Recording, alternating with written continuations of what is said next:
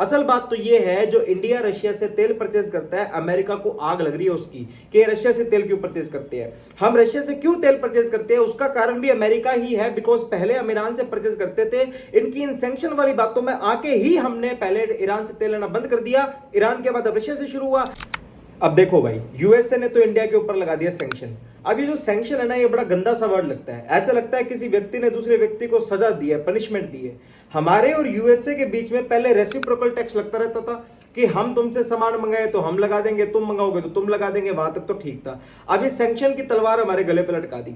और ये बात मैं नहीं कह रहा हूं, ये बात यूएसए की प्रेस सेक्रेटरी कैरोलिन लेविट ने खुद ने कही है। ये मैं इसलिए बता रहा हूं बिकॉज कुछ लोगों का कहना था कि नहीं नहीं अभी कोई ऑफिशियल स्टेटमेंट नहीं आया और नहीं आया। कैरोलिन लेविट ने आके बोल दिया कि भैया तुम्हारे ऊपर, इंडिया के ऊपर हम सैंक्शन लगा रहे हैं। देखो भाई, कुछ एक कंट्रीज ऐसी हैं जिनसे भी यूएसए की बातचीत बंद है, बिल्कुल बोलचाल नहीं है, एक दूसरे से झगड़ा हो रखा है, नहीं जा रहे एक दूसरे की किट्टी पार्टियों में। फॉर एग्जांपल रशिया हो गया, ईरान हो गया, ऐसी कंट्रीज के ऊपर यूएसए सैंक्शन लगा देता है। लगा के ये बोलता है कि तुम्हारे यहां से अगर कोई माल हमारे यहां पर बिकने आया तो हमें एक हेफ्टी अमाउंट ऑफ फीस देनी पड़ेगी। उस फीस को देने के बाद ही तुम्हारा माल यहां पर आएगा और बिकेगा। इंडिया ने भाई क्या बिगाड़ा तुम्हारा, इंडिया के ऊपर सैंक्शन क्यों लगाया?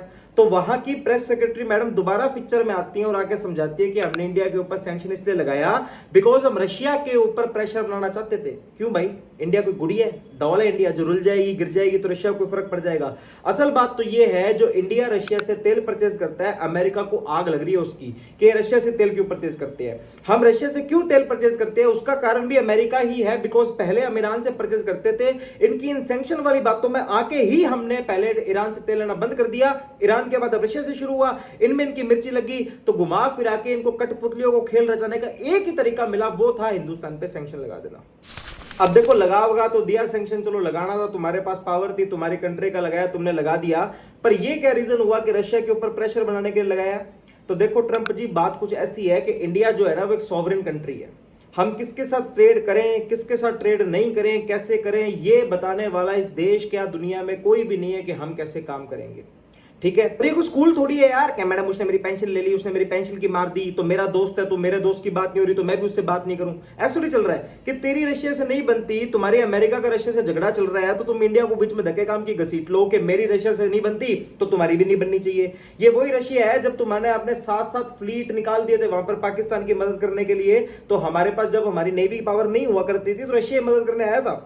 उसके बावजूद तुम कह रहे हो कि नहीं हमारी नहीं बनती तो तुम भी मत बनाओ। तो ये क्या बात हुई ट्रंप भाई साहब? एक्चुअली ना, ट्रंप की एक प्रॉब्लम है, जितना दुनिया अमेरिका को सुपर पावर नहीं मानती, उससे ज्यादा ट्रंप खुद अपने अमेरिका को सुपर पावर मानते हैं। कर्जे में डूबा वो देश है तुम्हारा, कर्जे में $400 ट्रिलियन से ऊपर का तुम्हारा कर्ज हो चुका है। उसके बाद तुम मंद बुद्धि का प्रदर्शन करते हुए बिग ब्यूटीफुल बिल जैसे लेके आ रहे हो, जहां पर लोगों की तनख्वाहें काटनी चाहिए, कुछ और काटना चाहिए, तुम बढ़ा बढ़ा के दे रहे हो। अब ऐसी मानसिकता रखने के बाद तुम बस एक ही चीज समझते हो कि जो तुम्हारे पास ज्यादा उसका डोमिनेंस दिखा के हम सामने वाले को नीचे गिरा दे। और यही ट्रंप की प्रॉब्लम, और आज से नहीं है, पिछले 10 वर्ष से है, बाइडेन के पहले वाले 10 वर्ष। अब ये है ना, सैंक्शन का एक बहुत बढ़िया रीजन हो रहा है।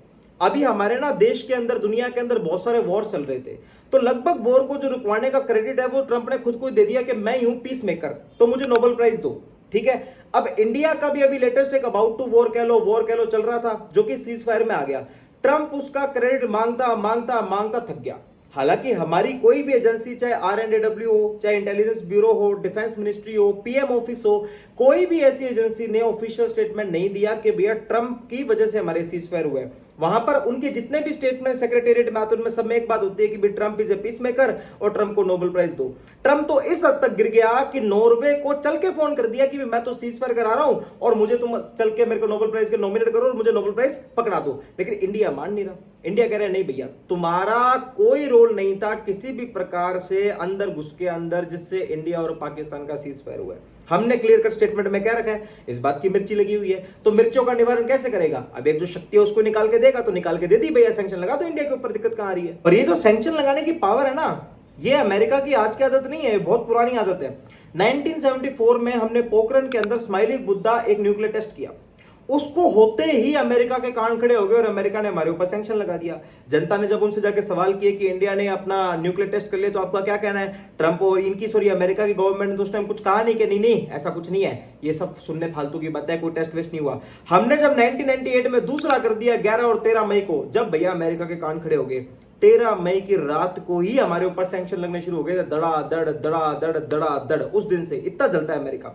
वो तो उस टाइम की हमारी गवर्नमेंट थी जो उस टाइम हिली नहीं थी। अटल बिहारी वाजपेयी जी का तो बयान है, लोगों ने पूछा कि आप वेपन्स ऑफ मास डिस्ट्रक्शन बना रहे हो इसको न्यूक्लियर को लाके, तो अटल बिहारी वाजपेयी जी का ये कहना था कि कोई वेपन्स ऑफ मास डिस्ट्रक्शन नहीं है, ये आग के लिए पानी का डर होना चाहिए, ये वेपन ऑफ पीस है। तो वो तो हमारी गवर्नमेंट हिली नहीं, वरना भाई ने तो सैंक्शन हमारे ऊपर उस टाइम भी ठोके थे 1974 में, 98 में, जब हमारे दोनों पोखरण के टेस्ट हुए थे, स्माइलिंग बुद्ध और दूसरा वाला। तो इनकी शुरू से आदत है ये। फिर आता है 2001। अब 2001 से जब प्रेसिडेंट बुश आए तो बुश के टाइम से हमारे सैंक्शंस हटने शुरू हुए थे और वो आज तक हट रहे हैं। धीरे धीरे एग्रीमेंट्स किए गए। 123 एग्रीमेंट आया था, बहुत फेमस एग्रीमेंट था। वो एग्रीमेंट भी इन सैंक्शंस को रिमूव करने के लिए लाया था। तो 2001 से लगे और धीरे सारे सैंक्शंस रिमूव किए। और मैं आपको ये भी बता दूं कि जो आज ये टैक्सेशन जो टैरिफ्स और सैंक्शंस हमारे ऊपर लगाए गए हैं, वो भी ट्रंप आने वाले टाइम में रिमूव कर देगा, क्योंकि ये आदत है, डराना चाहते हैं, कठपुतलियों की तरह सबको कंट्रोल करना चाहते हैं। ये आज भी इंडिया को ऊपरी वेतना मारे वाला इंडिया समझते हैं कि वैसा सही है ये, पर वैसा है नहीं है।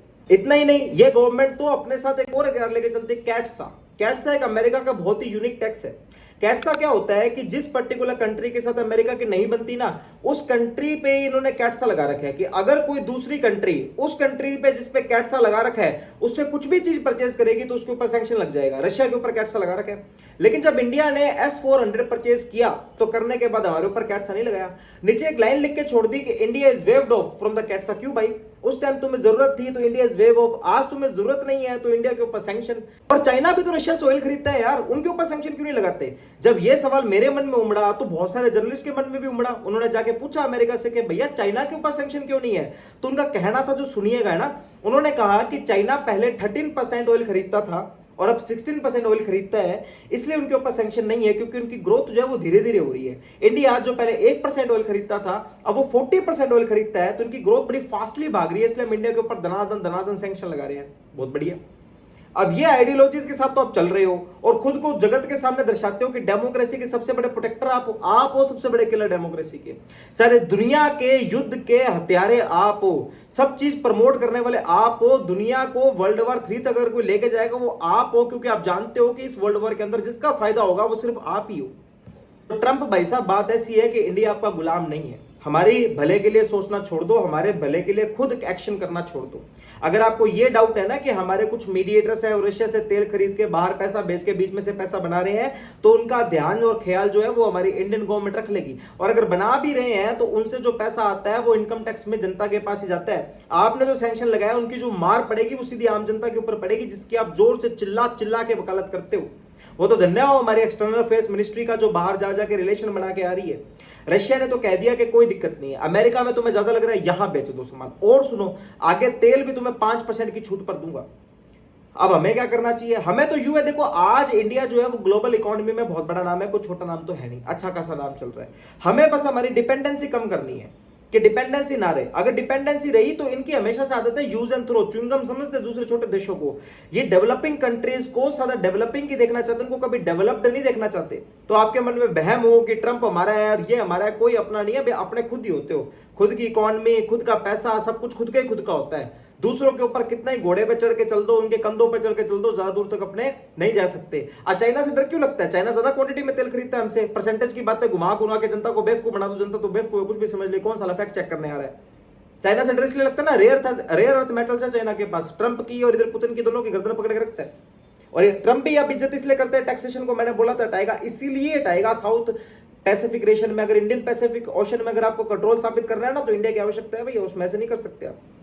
तो ये था भाई टैक्सेशन के बारे में। तो सैंक्शन बहुत सारा सैंक्शन। आपके इसके बारे में क्या विचार है, व्यूज है, प्लीज कमेंट्स के अंदर मेंशन करना। मैं और कुछ देखूं, पढ़ूं ना पढ़ूं, जो भी किसी एक बंदे के पास, 2 बंदे के पास वीडियो जा रही है तो वो प्लीज कमेंट्स में मेंशन करना। डिस्कस करेंगे आगे और फिर मिलते हैं किसी नए इंटरनेशनल टॉपिक के साथ। ऐसे ही आप डीप रिसर्च का शौक रखते हो और आपको लगता है कोई बंदा आए यार बढ़िया हमको समझा के चला जाए, 4 बंदे बात कर ले, तो this is the channel, this is the house of polity. मैं हूं Abhishek Singhal. Thank you very much, tata, bye bye.